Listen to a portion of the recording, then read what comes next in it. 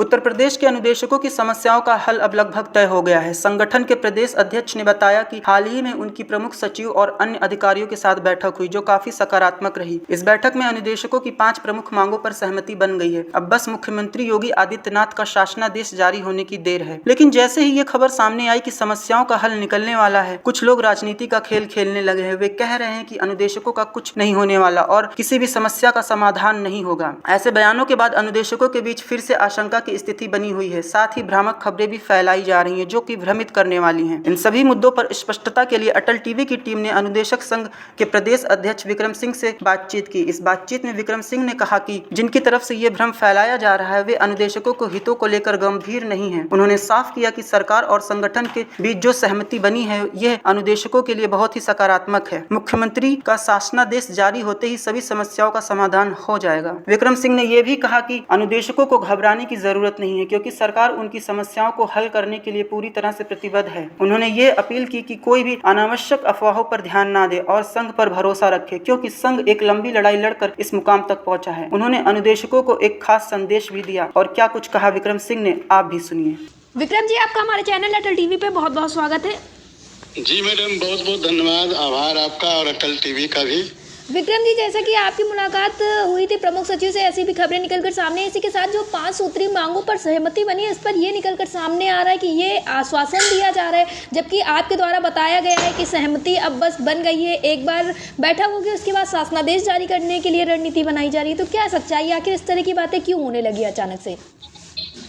देखिए, कुछ लोग घर बैठकर राजनीति करते हैं जी। ये न कहीं मिलने आते हैं, न कहीं जुलने जाते हैं, न किसी अधिकारी से इनका संपर्क हो पाता है। केवल घर बैठकर राजनीति करना, व्हाट्सएप पे चटर पटर करके लिखना, इनका यही काम है जी। तो इन सब से हम लोगों को कोई मतलब नहीं है। हमारा परिषदीय अनुदेशक कल्याण एसोसिएशन पूरी ईमानदारी से कार्य कर रहा है और अभी 19 तारीख को जो प्रमुख सचिव बेसिक शिक्षा सुंदरम सर की अध्यक्षता में जो बैठक हुई, जिसमें कई सचिव स्तर के अधिकारी थे और सब लोगों के सामने सहमति बनी कि 14 CL ऑटो रिन्यूअल, महिलाओं का अंतर जनपदीय ट्रांसफर 100 पे अब किसी को निकाला नहीं जाएगा 100 से कम होने पर, और जो आगे का जो ट्रांसफर आएगा उसमें 100 से उन सारे विद्यालयों को खोल दिए जाएंगे जहां 100 से ज्यादा बच्चे हैं। तो इन सब पे सहमति बन गई।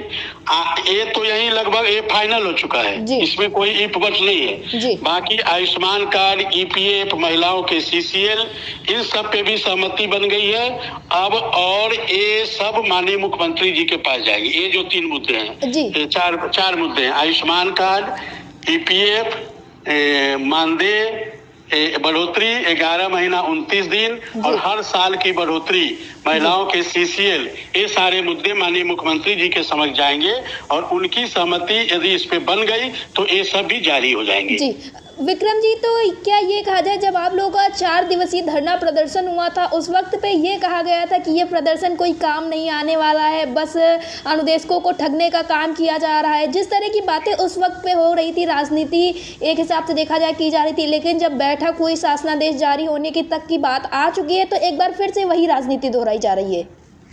देखिए, जिसको कुछ करना नहीं है ना, वो इसी प्रकार की बातें करते हैं।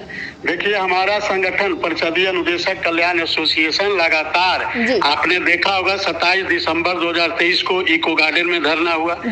महानिदेशक मैडम से लगभग 45 मिनट की वार्ता हुई। फिर हमारी महिला टीम ने उससे पहले 3 अक्टूबर को परियोजना कार्यालय का घेराव किया, महिलाओं के नेतृत्व में वो घेराव हुआ। फिर हम लोगों ने 6 अगस्त से लेकर 9 अगस्त तक परियोजना कार्यालय का घेराव किया।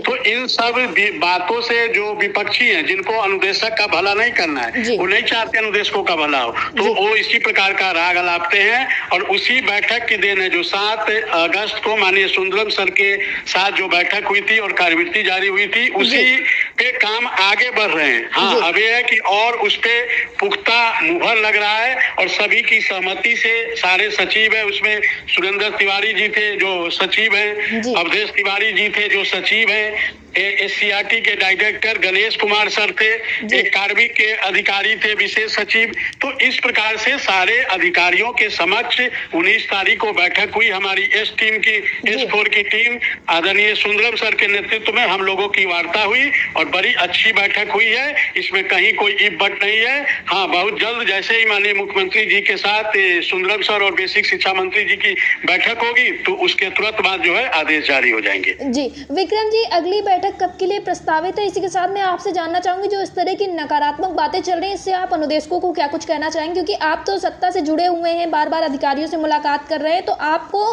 कहीं ना कहीं चीजें बिल्कुल ठीक तरीके से पता है, लेकिन जो आम अनुदेशक हैं उनके बीच में कहीं ना कहीं दूरी आ जाती है, तो बहुत गलत खबरें चली जाती हैं। अब आम अनुदेशक को सत्यता से कोई मतलब नहीं है जी। पेपर में कोई निकाल दिया उसी के पीछे दौड़ते रहते हैं, कोई टीवी में कुछ बोल दिया उसी के पीछे दौड़ते रहते हैं। अरे अपने संगठन पे भरोसा रखो, अपने नेतृत्व पे भरोसा रखो, जो आपकी लड़ाई लड़ रहा है उस पे भरोसा रखो, और वो जब कोई बात कहे तब उसकी बातों पे भरोसा करो। आए दिन हजारों ऐसे पेपर है, फर्जी पेपर है, जो पता नहीं क्या क्या छापते रहते हैं। तो इन सब चीजों पर ध्यान देने की आवश्यकता नहीं है। और जब तक उस दिन माननीय बेसिक शिक्षा मंत्री जी से विधानसभा में पूछा गया, तो देखिए जब तक नए आदेश जारी नहीं होंगे तब तक पुरानी की बात विधानसभा में की जाएगी। तो अनुदेशक को हम कहना चाहेंगे निश्चिंत रहे। परिषदीय अनुदेशक कल्याण एसोसिएशन पूरी ईमानदारी तन्मयता से आपका सम्मान कैसे वापस हो, आपको अपना अधिकार कैसे प्राप्त हो, इसके लिए लगातार लड़ाई लड़ रहा है। और आप निश्चिंत रहे, संगठन पे भरोसा रखें। जी विक्रम जी, अटल टीवी से जुड़ने के लिए धन्यवाद। जी मैडम, बहुत बहुत धन्यवाद।